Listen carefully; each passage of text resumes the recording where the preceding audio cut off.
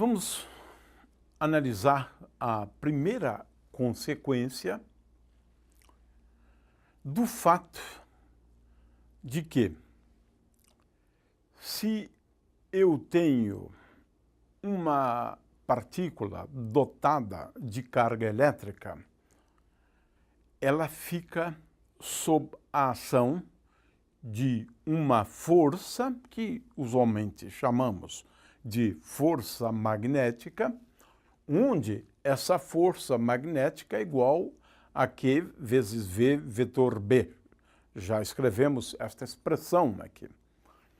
O fato é que, se aqui eu tenho um condutor qualquer, de qualquer forma geométrica, distribuído no espaço, por exemplo, e se as cargas estão em movimento no interior do condutor, este movimento das cargas, ele é bem descrito por uma grandeza física que interessa para a gente, que é o vetor densidade de corrente.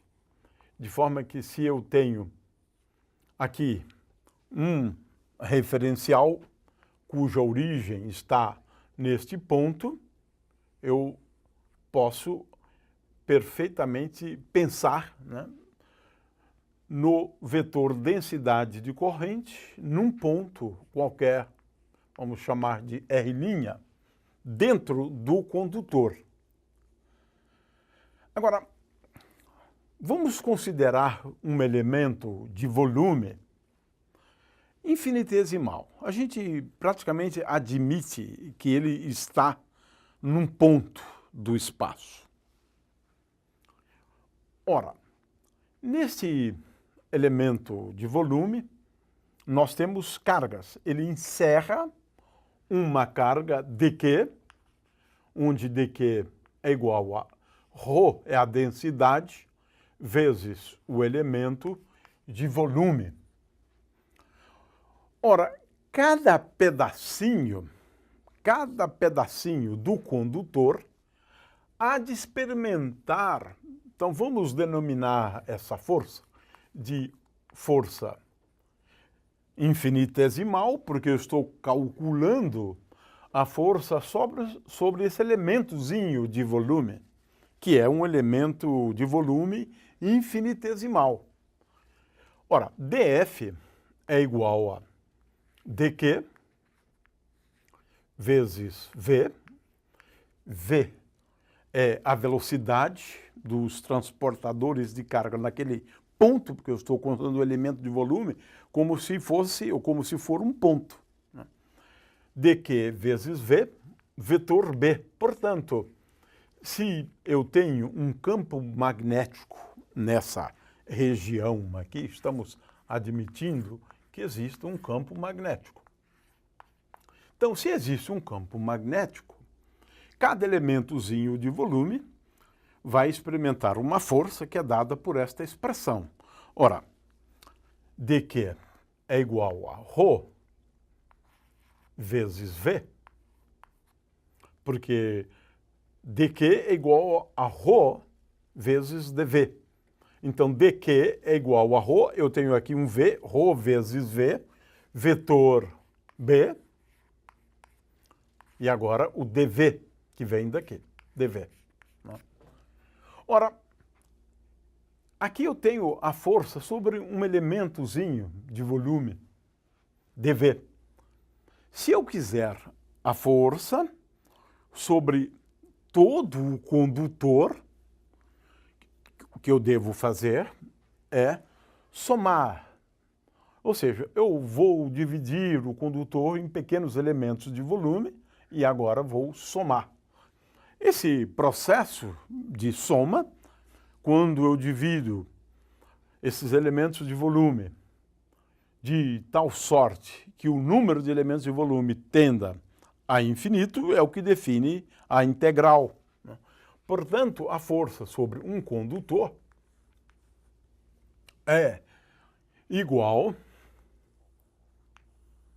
a integral, e agora aqui eu tenho que integrar sobre todo o volume do condutor, todo o volume do condutor. De ρ vezes V é J. J, vetor B. É claro que J depende de um ponto. Vamos chamar esse elemento de volume, então, dV. J depende dos pontos. É claro que se J for uniforme, essa dependência fica inexistente, né? Mas, no caso mais geral possível, J depende do ponto no interior da distribuição. Tenho, portanto, aqui uma conclusão, que é uma conclusão interessante. Por quê? Especialmente se o campo magnético variar de ponto para ponto.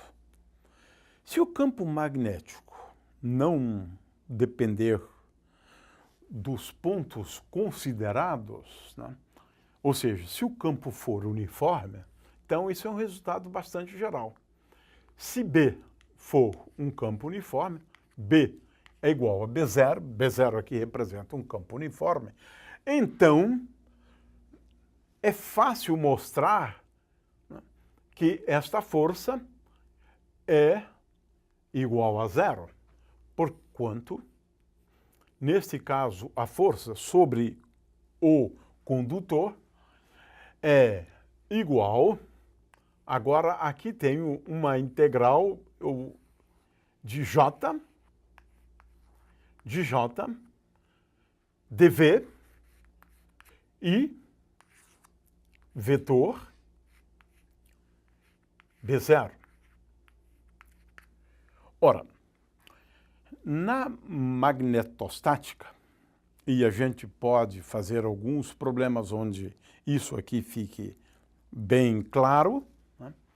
Na magnetostática, a integral de J sobre um volume qualquer, dV, é igual a zero. Isto porque nós estamos considerando a situação na qual divergente de J é igual a zero. Portanto, as linhas de campo do vetor J sempre são linhas de campo fechadas. Essa é a consequência. A gente deve se lembrar que, no caso da magnetostática, divergente de B é igual a zero.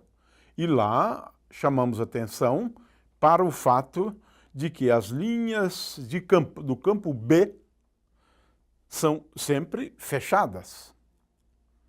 Ora, para qualquer linha fechada, em particular uma corrente, eu posso demonstrar isto explicitamente. No caso de um fio,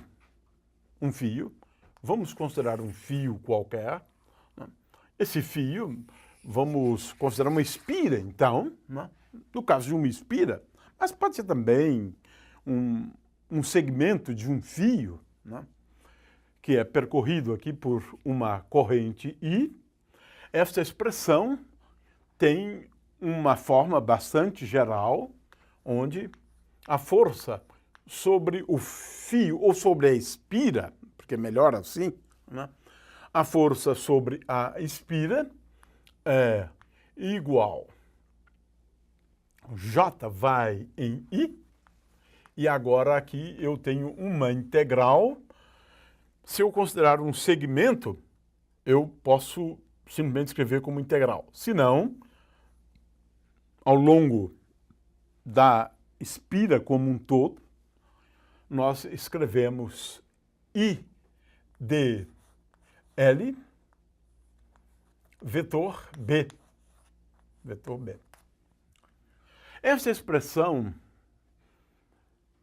para a força sobre uma espira, por exemplo. Estou falando de apenas uma espira. Essa expressão percorrida, claro, por uma corrente. Se esta espira, na verdade, for constituída de segmentos, de trechos, para um determinado trecho, nós podemos escrever que a força sobre um segmento da espira é igual a I integral de dl vetor B.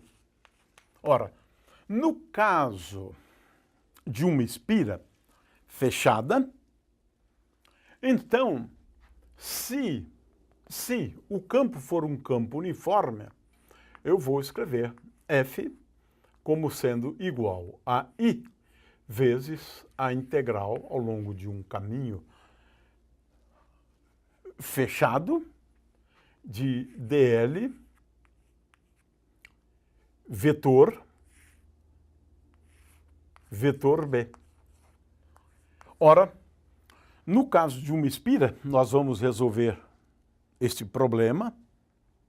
Então, na aula teórica de resolução de problemas, nós vamos mostrar isso, que isto aqui é igual a zero. Portanto, se o campo for um campo uniforme, esta força é igual a zero. O fato é que sobre um condutor, nós podemos ter forças agindo sobre ele. Acontece no caso em que o campo ser um campo uniforme, então a força se anula. É claro que cada pedacinho pode experimentar a ação de uma força, mas essa força há de ser cancelada pelas forças sobre outros pedaços. É a soma que é igual a zero quando o campo é um campo uniforme. E essa situação é facilmente percebida no caso de uma espira retangular. Vamos então resolver alguns problemas envolvendo a espira retangular.